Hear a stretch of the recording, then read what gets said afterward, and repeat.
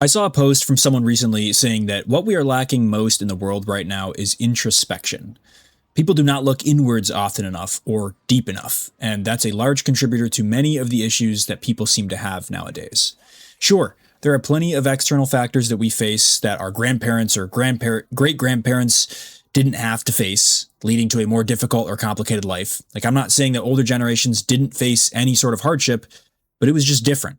Beyond all of the troubles that they dealt with growing up, there was, at the very least, still a pathway forward. And what I mean by this is that the economy wasn't completely shit. Working an average job for an average number of hours per week could feasibly raise a family and lead to retirement, and the world wasn't plagued by all the negatives that have come with the rise of social media and technology. All of that aside, though, we are all born at the time that we are born. I'll say that again. We are all born at the time that we are born. You don't get to choose your age or your environment. Suddenly, we are just there. So now you have no choice but to make do with what you have. Unless you just want to give up completely, but most of us choose to continue onward in one fashion or another. Then this leads me to introspection. I just recently graduated college about 3.5 years ago. Sure, joining the real world was cool and all, but after about 1 year of working what I would actually say is a pretty decent first job, I quickly realized that, man, this kind of fucking sucks. Yeah, I got a nice job in my desired field of finance, what I went to school for. It checked all the boxes for what I was looking for professionally. Internally, however, I've felt pretty empty recently. I'm doing tasks for other people, working on their schedule, and trading my time for what I am quickly realizing is not enough money. No longer can everyone work their way up the corporate ladder at a moderate pace and achieve the American dream of owning a car, getting a house in their 20s, going on a decent family vacation every 1 or 2 years, and enjoying a comfortable retirement starting in their 60s. It's certainly still possible, but I have a plethora of evidence supporting the fact that it is now much harder to achieve for the average person. That's a topic for another day. So for the purpose of this video, I'm going to assume that you agree with me on a surface level that some of that stuff is true. So what do? Do you pull yourself up by your bootstraps, work 30 hours of overtime, and brute force your way through? I mean, you could, I guess, but that doesn't seem very fun to me. It could be fun if you don't lose yourself along the way. But overall, I don't think most people would choose that. So back to introspection. What makes you happy? What makes you tick? Your parents or some other adult have probably told you at one point to make sure that you do what makes you happy, but just because you have a career path in a field that slightly interests you more than all of the others doesn't mean that you get some sort of great fulfillment out of it, right? So is it reading? Engrossing yourself in a book and its characters, immersing yourself in their world as if you were printed from the same ink as them?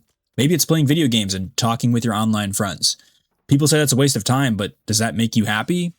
Physical fitness, cooking, maybe even cleaning. There are a million things that we all do or have done throughout our lives that we've definitely realized, hey, I kind of like this thing. This thing kind of makes me tick.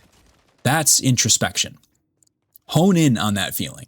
If you realize that there is something that makes you tick outside of work, make sure to incorporate that into your schedule as mandatory.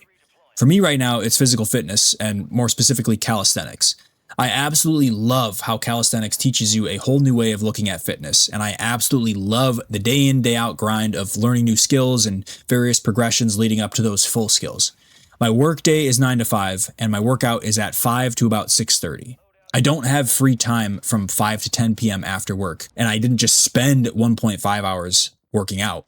I only have free time from 6:30 to 10 p.m. because that workout is a mandatory for me. I have ingrained that into my schedule so much so that when I miss a workout, I'm actually sad that I didn't get to do one of the things that I wanted to do for that day. I've built it into my schedule because I actually derive a good amount of happiness from it. Introspection. That's where I get some of my happiness from. I've realized that, and now I've made it a mandatory part of my life to force some happiness into my soul. And I honestly love it. Will it make me a millionaire and allow me to quit my job? Probably not.